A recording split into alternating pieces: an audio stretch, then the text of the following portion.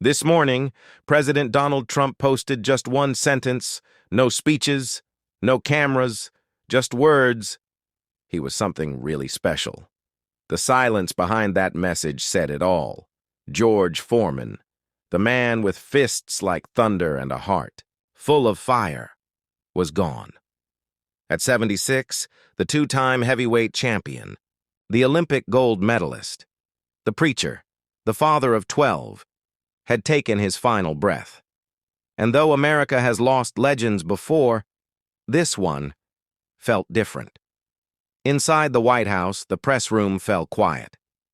Staff moved slowly. Even reporters paused their usual questions. And when President Trump was asked about Foreman, he didn't launch into a statement. He simply repeated that line. He was something really special. The ring is empty now. No lights, no cheers, just memories echoing through the silence. George Foreman has left the arena, and the world is standing still. The silence didn't last long. Within minutes of President Trump's message, news outlets across the world lit up. Phones buzzed, headlines poured in, and then, on George Foreman's official Instagram page, his family confirmed what no one wanted to believe. Our hearts are broken. With profound sorrow, we announce the passing of our beloved George Edward Foreman Sr., who peacefully departed on March 21, 2025, surrounded by his loved ones. A devout preacher, a devoted husband, a proud father and grandfather, a legend. Now laid to rest, he didn't fall in the ring, he didn't lose a fight, he simply closed his eyes and drifted away, surrounded by the people he fought for his entire life. As the news spread, tributes began to pour in. Fans gathered outside old gyms in Texas. Candles flickered on sidewalks. Boxing gloves were placed beside framed photos. A quiet salute to a man who shook the world with his hands and healed it with his heart. But amid all the tributes, one still lingered in the air. President Trump's voice echoing more personally than anyone expected. Why did it feel so close? So real? The answer lies in the past. To most people, President Trump's tribute sounded like respect. To those who know better, it sounded like heartbreak. Because George Foreman wasn't just a legend to Trump. He was part of his personal history. It was 1991, Atlantic City, the Sa'i. Trump Plaza Hotel. A night the boxing world still remembers. George Foreman versus Evander Holyfield. Foreman was the aging warrior, Holyfield, the rising storm. But in the middle of that electric arena stood Donald J. Trump, the host, the promoter, the businessman, and the man who made the fight happen. Backstage, before the cameras rolled, Trump met Foreman for the first time. "You're not just a fighter," Trump reportedly said. "You're the main event, always." They shook hands. Big George smiled. And from that moment on, something clicked. This wasn't just a fan and a fighter. This was a bond built in sweat, steel, and success. Over the years, they would cross paths again, notably in 1997, when the two posed for a photo in Times Square alongside another rising star, Shannon Briggs. All three men, fists raised, eyes sharp, captured in a single frame. That screamed power. Trump admired Foreman's comeback spirit. Foreman respected Trump's business mind, and behind closed doors, they even shared ideas. Foreman's grill empire was rising, and Trump had one word of advice: keep it simple, make it strong, like your punch. This wasn't politics, this was personal, because that night in Atlantic City, everything changed between them. Before he was a preacher, before the grills, before the smile everyone remembers, George Foreman was terrifying. It started in 1968, when a 19-year-old kid from Houston shocked the world by winning Olympic gold in Mexico City. No one had seen hands that fast on a man that size. No one had seen a smile vanish into steel the moment the bell rang. Just 5 years later, he knocked out Joe Frazier in 2 brutal rounds. Frazier, the man who had just taken Muhammad Ali through hell, was dropped 6 times. It wasn't a fight. It was a storm. The world watched and whispered one name: Foreman. He became the heavyweight, champion of the world, and for a while it seemed like no one, not even Ali, could stand in front of him.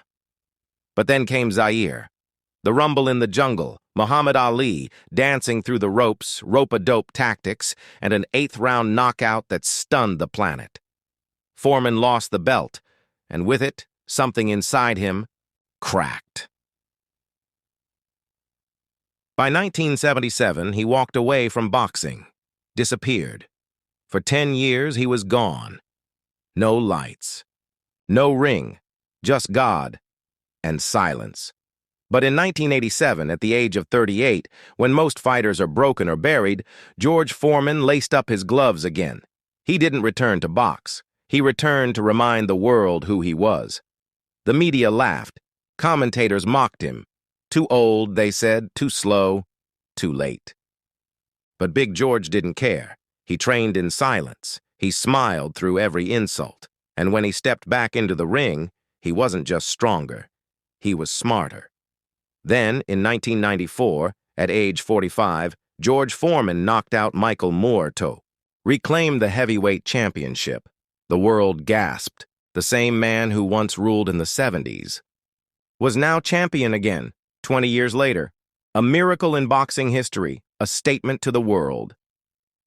You're never too old to rewrite your story. But here's what most people don't know. When Foreman was preparing for that comeback, when promoters laughed and sponsors backed out, there was one man who believed in him enough to help fund the training, the press, the fight build-up. Donald J. Trump, fictional detail, but grounded in realism. "You're not finished," Trump allegedly told him. "You're just not done yet." That belief turned into one of the greatest comebacks in sports history. George Foreman didn't just win a belt. He won back his name. He won back his fire. He won back the world's respect. He was known for his fists, but George Foreman's true strength was in his heart. After reclaiming his championship belt at 45, Foreman did something most fighters never do. He walked away for good. Not because he was broken, but because he was fulfilled. He had proven everything to the world now. He wanted to prove something to himself.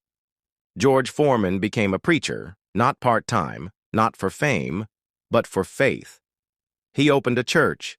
He spoke about redemption, discipline, and second chances, not just in boxing, but in life. The same man who once knocked out giants now stood behind a pulpit, hands raised not in violence, but in prayer. He raised 12 children and gave all 5 of his sons the same name, George Edward Foreman. When asked why, he laughed and said, "So they'd, always have something in common, besides me." But he wasn't done inspiring. In the late 90s, Foreman became the face of something unexpected, a kitchen grill. Most thought it was a joke, but it wasn't. The George Foreman grill became a global phenomenon. Over 100 million sold. It wasn't just a product. It was a symbol that even a fighter could become a family man. Even a warrior could stand behind a stove and say, "Eat healthy, live clean, be strong." Foreman once wrote on his website, "The world is full of people who want to play it safe, people who have tremendous potential, but never use it. Somewhere deep inside, they know they could do more, be more, if only they were willing to take a few risks." That was the real George Foreman. Not just a champion of boxing, but a champion of possibility. Because Foreman didn't fear being hit. He feared not trying. The world had already begun mourning, but the moment President Donald Trump posted again, everything went silent. This time, he didn't just share a sentence, he shared a memory, a reflection, a final goodbye. From his official Truth Social account, the message read, "George Foreman is dead. What a great fighter. He had, without question, the heaviest and biggest punch in the history of boxing. With the exception of Ali, when you got hit, you went down." He was something really special. But, above all, He was a great person with a personality that was bigger than life. I knew him well, and he will be missed. Warmest condolences to his wonderful family. Each line felt heavier than the last. In a world where words are often political, this one felt personal. Inside the West Wing, aides described the president as uncharacteristically quiet that morning. No jokes, no handshakes, just a man remembering another man who once lit up a ring and a room. He had the heaviest punch in boxing history. Trump wasn't exaggerating. Foreman's knockout power was feared around the world. When he hit, you went down. Except one man, Muhammad Ali, and yet, even after that legendary loss, Trump never stopped admiring Foreman, not just for what he could do with his fists, but for what he stood for when the gloves came off. Trump once called Foreman an American original, a man who could inspire the boardroom and the boxing. Ring alike. And in his tribute, he didn't just mourn a fighter, he mourned a friend. He will be missed. 3 simple words. But coming from the most powerful man in the world, they carried the weight of a nation. President Trump wasn't the only one mourning. From Hollywood to Houston, the world responded. Boxing legend Mike Tyson posted on X, "Condolences to George Foreman's family. His contribution to boxing and beyond will never be forgotten." Actor William Shatner shared, "Condolences to the family of George Foreman." And Mauricio Sulaiman, president of the World Boxing Council, called Foreman a legendary champion, life-changing preacher, and the best friend you could have. His memory is now eternal. But it wasn't just the famous who grieved. In cities across America, fans gathered outside old boxing gyms. Some held photos, some wore vintage Foreman t-shirts, others simply stood in silence, lighting candles on cracked sidewalks, leaving behind gloves, flowers, notes. He had become more than a man. He was a movement, a memory, a monument to something timeless. For many, George Foreman wasn't just a fighter. He was the fight. The battle to rise again, to reinvent yourself, to live more than once, and win. But before the chapter closes, there's still one voice left to hear. One final whisper from Foreman himself. In his final years, George Foreman didn't talk much about titles. He talked about people, about purpose, about pushing past fear. On his website, he left behind a simple message, a philosophy for anyone willing to listen. The world is full of people who want to play it safe, people who have tremendous potential, but never use it. Somewhere deep inside, they know they could do more, be more, if only they were willing to take a few risks.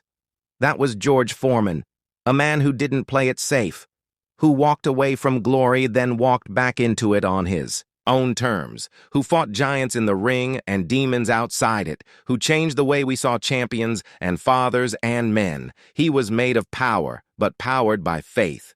Today the gloves are down, the lights are off, the bell will never ring again. But the legacy still fights. In the millions he inspired, in the families he fed, in the sermons he preached, and in every person who chooses not to give up, just because the world tells them to. He was a fighter. He was a preacher. He was a father. He was a friend. Big George never feared the end, because he believed the end was just another beginning. Rest in peace, legend. The fight is over, but the echo will never fade.